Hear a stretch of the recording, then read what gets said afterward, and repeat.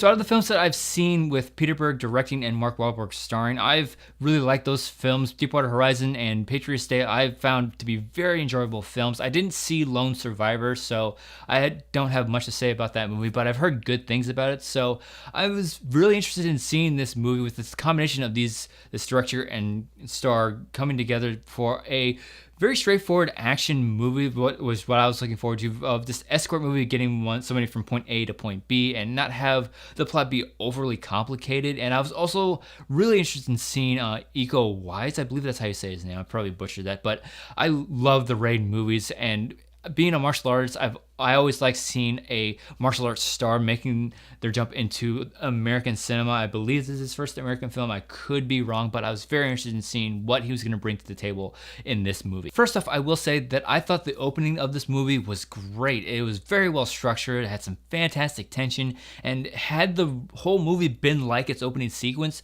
I would ended up really enjoying this film. But the rest of the movie was just such a big letdown, and my biggest issue with this film is that it's too quick for its own good. It's like the filmmakers just put their foot to the gas and let the film zoom off, because there's no time for you to breathe in this film, and there's no time for you to connect to the characters within it.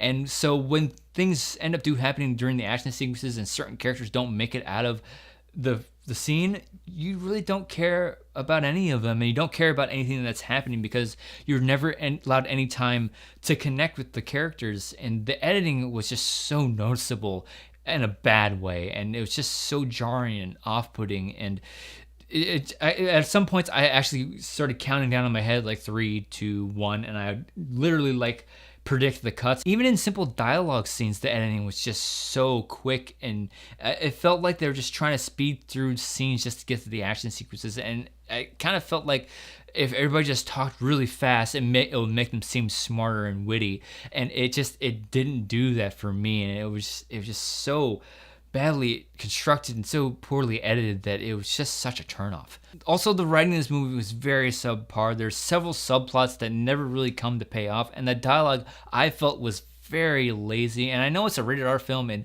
yeah, people do speak with dropping a lot of F-bombs, but there was no difference in the vocabulary with any of the characters. All the characters sounded and spoke exactly the same, and that was very lazy in my opinion. And also, there's an opportunity for them to introduce a little bit of tension in this movie with sort of like a race against time, because they're trying to recover this data that's locked in this drive. Not to spoil much of the movie, but they have a certain amount of time to get this data, and if they don't get it in time, it goes away forever, and there's no way they can get it again. And I thought that would have been a great opportunity to introduce some tension and a race against time, but that element gets pushed aside for other plot points that never really come to pan out or pay off. And there were just so many decisions made plot-wise that I just didn't understand it and didn't get why they didn't go a different direction. Mark Wahlberg does what he can with his character. I mean, in the previous 2 Peter Berg films with Patriots Day and Deepwater Horizon, I enjoyed his performance, but in this one, I think it's more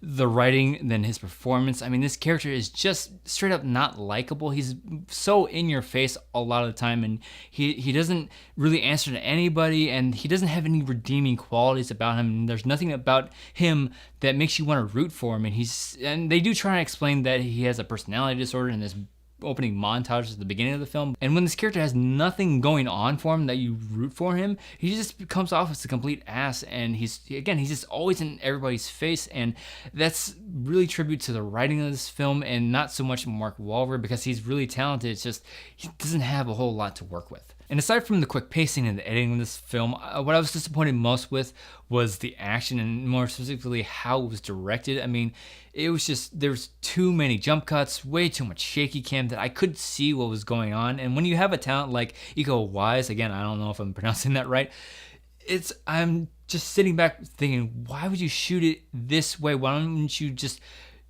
shoot it at a wider angle and do less jump cuts? Because if you've seen the Raid movies, you know how talented of a martial artist he is, and why wouldn't you use that to his advantage? And why would you shoot it in a way to sort of mask mistakes when he clearly doesn't make too many of them? It baffled me, and I kept wanting to just scream at the screen like, stop jump cutting on every single hit. Every time he would hit somebody, it would cut to a different angle, and I was just baffled. Like, why would you do that when you had a talent like him? So bottom line, this movie was just very disappointing for me, from the writing to the editing and especially the action sequences.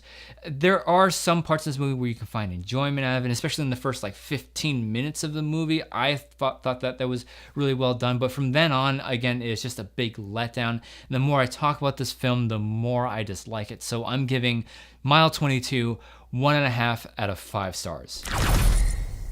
So now it's your turn. If you saw Mile 22, let me know what you thought of it in the comment section below. If you enjoyed this review, be sure to like and share it, and stay updated on all the videos going up on this channel. Give the subscribe button a click. Thanks as always for watching, and I'll see you in the next review.